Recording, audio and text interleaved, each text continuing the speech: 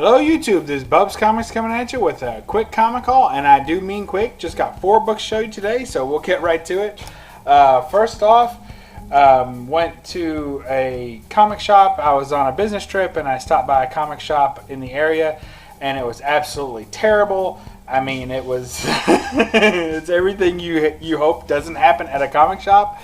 Walked in there, place was a dump. He had like probably, I don't know, maybe 5,000 or more comics. No, gosh, he had to have more than that, but it was about 10,000 comics. It was huge. It was tons of comics. Walls and walls and walls. All of it disorganized. All of it had nothing. Here's Tomb Raider The Darkness, #1. And I tell you, it was just a mess. They had just crap everywhere, completely disorganized. But he did have some keys in all those boxes. So I started digging. It takes me about an hour to dig through some of the boxes, and I stopped because nothing had prices on it, and I said, this is going to be bad. I've done this before. I know what's about to happen. So I walk up to the counter and I said, let's just price these books before we go any further. So then he goes to comicbookrealm.com and starts going through, which I won't even start with that, but he starts going through. Basically, you've all been there, and if you haven't, you will be eventually. You get price checked at the register, but I'm used to getting price checked against like eBay, which I can kind of work with a little bit, even though I hate it, because then I know, well, if it's an eBay price, I can negotiate 10 or 13% based on eBay fees and PayPal fees and stuff like that. But no, he's going to comicbookrealm.com, checks the near mint value of every book that I handed him, even though they were all in poor or fair condition because they had no bags and boards and were just stacked in boxes. And then he tells me, oh, here you go. This is the price. I was like, you're out of your mind, man. So I ended up buying 2 books from the guy for $1 each because it was the only ones we could agree on. I had like a stack of 20 books there, and he just didn't want to sell them. He just didn't care. He knew nothing about comics, absolutely nothing about comics, and is sitting on, a nice little stack of comics. I wouldn't say it's a gold mine. There's probably a few keys. I'd say if anyone bought the entire collection for like $2,000, they might break even. For like $1,000, it'd probably be a good buy. But this guy was such an idiot. I don't think he'll ever sell any of it, and he'll probably just go out of business. He bought the comic shop, didn't know anything about it, and of course he's doing Magic the Gathering. And no offense to Dungeons and Dragons and Magic people and Pokemon and Yu-Gi-Oh and all those other things that they do. No offense to people who are into that, but the more comic shops that sell those types of items and cater more to those people who are usually not your comic collectors. There's a few that dabble in both, but they're kind of 2 different kinds of people that I've noticed in the shops. And once the shop starts catering heavily to those groups, the comics usually just fall by the wayside, and they don't care anymore about the comic collectors because there's profit in those groups and running shows and tournaments and things like that and selling these blind boxes of cards, and these guys buy them up. So there's profit there. So whatever a shop has to do to survive is fine, but they're not going to get much business from me if you price check me at the register against comicbookrealm.com. What a joke. Anyway, that's my little rant. On to the haul. This is one of the only books I can agree on. It was $1. And I think he was trying to get the money flowing, but come on. I mean, the money he was asking. I pulled out a Golden Age book that I was just maybe lukewarm on. I'm sure you could sell it on eBay for $40 or $50, but really I would have only bought it for like $15 or $20 at the most. He wanted $120 for it. This guy was out of his mind. It wasn't even in a bag and board. Had writing on the cover. The staples were detached. I mean, he had no idea what he was doing. Anyway, TopCowStore.com exclusive Tomb Raider The Darkness #1. So there you go. I just picked that up because really, how could I not? Philip Tan cover, looking fantastic. Look at that. Yeah, a little bit of mummy action. Nothing wrong with that. That's good, clean fun.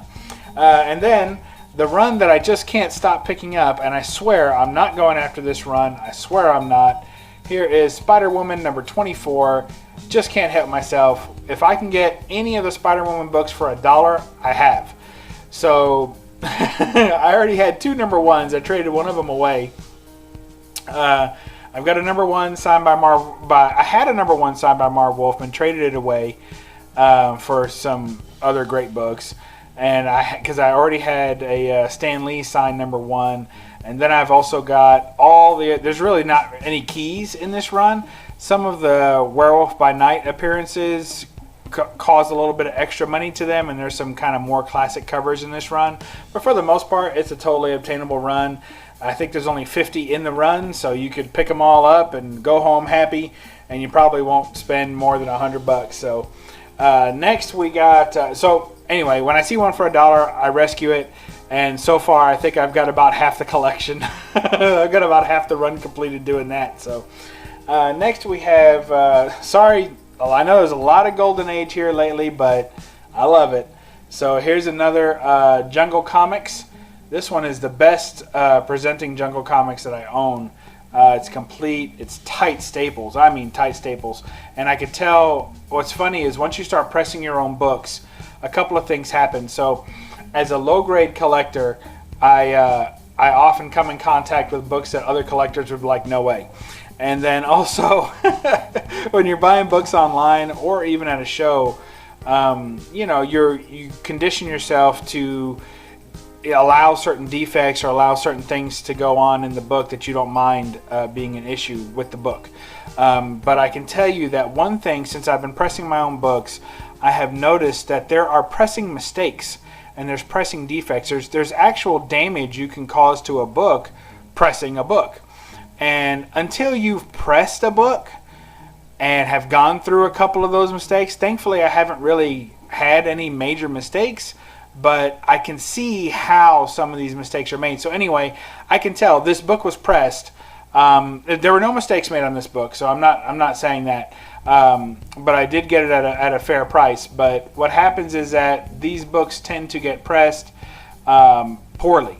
And I think some of the Golden Age books that I have, not this one necessarily, but that I've picked up recently in this Golden Age rush that I'm doing, have resulted in me picking up a couple of books that have been pressed poorly. This book was pressed well, but I could still tell it had been pressed. So when I press a book, especially an older book like this, and I press it pretty tight, and you leave it on the press just a little bit longer, the pages are made of like sawdust, you know, they're like pulp type pages. And so after you've pressed it, for me, I like to then open the book carefully and make sure that each page is not stuck to itself, to each one. Now, and that's a very small piece of the process. There's a lot of other things that kind of go into it and lead up to that point. I'm not pulling it hot out of the press or anything crazy like that. But when you pick up a book like this, it has a very strong tightness to it if it's been pressed. You can feel it in the book as you're holding it. And I don't like that feeling. I want it to feel like a regular kind of floppy comic. I don't want it to feel like a board. So when I received this book, it felt like a board. So I could tell that it had been freshly pressed before they sold it. So I just went through it page by page. You can kind of feel the pages opening from each other and releasing. And I think that that's better in the long term because I think if you left it in that condition where it was very solid and hard, you'll end up with brittle pages. You want some air to flow through the pages. So anyway, this is going on longer than it needs to. So Jungle Comics 112, an absolutely fantastic cover. There's Kaanga, and I think her name is Anne. Her English name, if you will, is Anne, and she's caught in a trap, and he's breaking her free, and there you go, Beauty and the Beast. I absolutely love it. Look at that tiger. I just love this book. John Solardo cover, just fantastic. Love that book. Anyway, moving on. You knew these Planet Comics are coming hot and heavy. Planet Comics number 36. Look at that. Yeah, some more Joe Doolin goodness.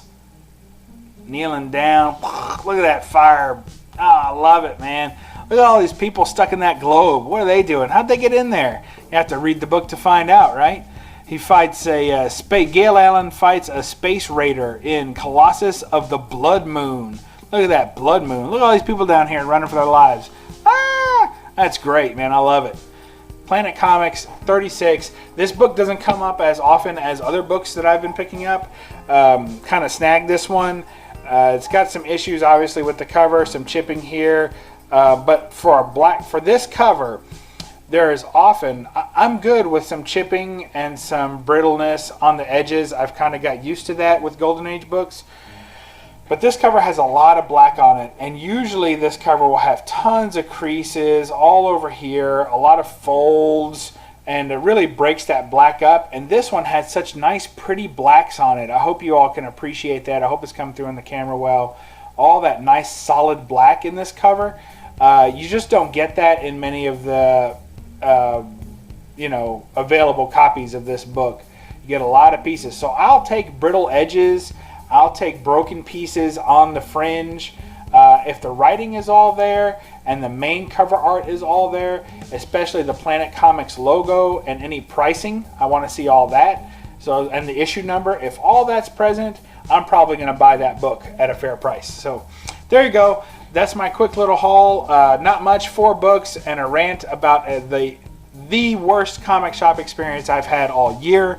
So I was explaining it to somebody else, and I hate to recreate it exactly. I probably couldn't, but basically what I said is that before I left the place, I wanted to stick my finger in the guy's eye. Just wanted to poke his eye, just but not anything gory, just like Three Stooges style, just poke him right in the damn eye. I was so mad at him, and so somebody asked me, well, why don't you want to poke him in both eyes, stick 2 fingers in his eyes? And I said, because I want him to see me coming when I kick him in the nuts. So that's how I felt about it. I was so sick of this comic shop, and I even left a nasty review on Google. I was so mad. I sat in the parking lot to make sure I could check in there. That way everyone knew I had really gone there. I was so mad.